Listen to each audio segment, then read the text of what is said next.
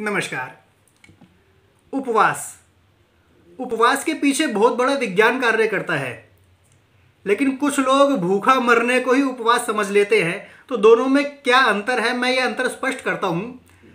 उपवास की जो प्रक्रिया है, एक प्रक्रिया है MMC, माइग्रेटिंग मोटर कॉम्प्लेक्स।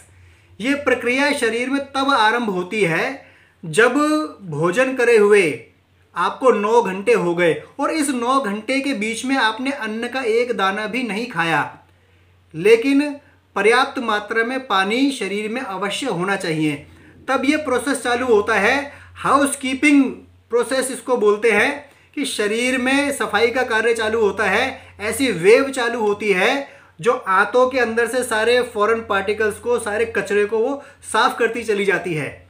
लेकिन फिर वही बात, 9 घंटे तक आपने कुछ भी ना खाया हो और पानी पर्याप्त मात्रा में शरीर में हो, तब तो ये प्रक्रिया आरंभ होगी। अब उपवास जो होते हैं छाछ पर भी रखे जाते हैं, फलों के रस पर भी रखे जाते हैं, केवल पानी पर भी रख सकते हैं। अलग अलग आपको जो उद्देश्य होते हैं उसके लिए अलग अलग तरह के उपवास होते हैं। बड़े लंबे लंबे उपवास भी होते हैं, लेकिन रोजमर्रा में हम कैसे इसको शामिल करें। अब जब मैं कहता हूं रोजमर्रा में, तो कई लोग चौंक जाएंगे। आप रोज रोज उपवास कर सकते हो। कैसे कर सकते हो? जैसे आयुर्वेद का सिद्धांत है, दिन छिपने से पहले भोजन कर लेना। अब मानो आपने 5 बजे भोजन कर लिया, 6 बजे भोजन कर लिया, अब वहां से आप लगाएं। मानो आपने 6 बजे भोजन किया, 7, 8, 9, 10, 11, 12, 1, 2, 3, रात के 3 बजे यह प्रक्रिया आरंभ हो जाएगी और एक वेव को, एक राउंड को लगाने में 1.5 से 3 घंटे के आसपास उसको लगते हैं। तो 3 बजे ये प्रक्रिया आरंभ हुई और हर 1.5 से 3 घंटे आप मान के चलो ये प्रक्रिया चलती रहेगी। अगले दिन सवेरे जब आपने 9 बजे भोजन किया, तब तक यह प्रोसेस चलता रहेगा। तो रोज आपको उपवास के लाभ मिल सकते हैं तब जब आप दिन छिपे से पहले भोजन कर लोगे और उसके बाद में कुछ नहीं खाओगे। कुछ लोग गड़बड़ यहाँ पे क्या कर देते हैं, वो कहते हैं कि रात को तो मैं बस हल्का सा ले लेता हूँ, खिचड़ी दलिया ले लेता हूँ, दूध के साथ में बिस्कुट ले लेता हूँ, हल्की सी ब्रेड वगैरह ले लेता हूँ। तो हुआ क्या, आपने एक अन्न का दाना भी डाल दिया। 6 बजे के बाद में मानो आपने 9-10 बजे के आसपास कर लिया, तो प्रोसेस आरंभ होने वाला नहीं है। तो प्रोसेस तभी आरंभ होगा जब दिन छिपे से पहले भोजन कर लिया और उसके बाद में आपने कुछ भी खाया नहीं। आप पी सकते हैं, आप दूध पी सकते हैं, आप पानी पी सकते हैं। एक बात तो ये हुई रोज उपवास। और दूसरा, एक कहावत मेरे पिताजी सुनाया करते हैं, ज्वर कुकर और पाहुना इनकी आदत खास, लंघन 3 करा दो कभी ना आवे पास।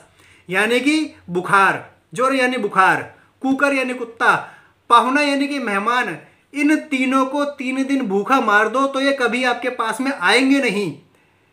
तो ये मेरे पिताजी भी अप्लाई करते हैं अपने ऊपर, मैंने भी अपने ऊपर अप्लाई करा, मैंने अपने बेटे के ऊपर भी अप्लाई किया कि जब बुखार हुआ तो 3 दिन तक उपवास कराया। तो हुआ क्या कि शरीर जो खाना पचा नहीं सकता था, वैसे ही उसका जो डाइजेस्टिव सिस्टम कमजोर हो गया था, उसको आराम दिया। अब उसको एक्स्ट्रा क्या देना, पानी पर्याप्त मात्रा में देना, नारियल पानी और मौसमी का जूस, ये आप पर्याप्त मात्रा में दीजिए। तो क्या होगा, शरीर टॉक्सिन्स को जलाएगा। तो जो काम आपका हफ्ते भर में निपटता, 4-5 दिन में निपटता, वो 3 दिन में ही शरीर उसको ठीक कर लेगा। बुखार के पीछे भी बहुत बड़ा विज्ञान है, लेकिन अभी फिलहाल आप इतना समझें कि जब भी बुखार हो उसके अंदर आप लंघन कीजिए, आप उपवास कीजिए। उपवास मतलब आपने कुछ खाना नहीं, लेकिन पानी, नारियल पानी, मौसमी का जूस पर्याप्त मात्रा में होना चाहिए।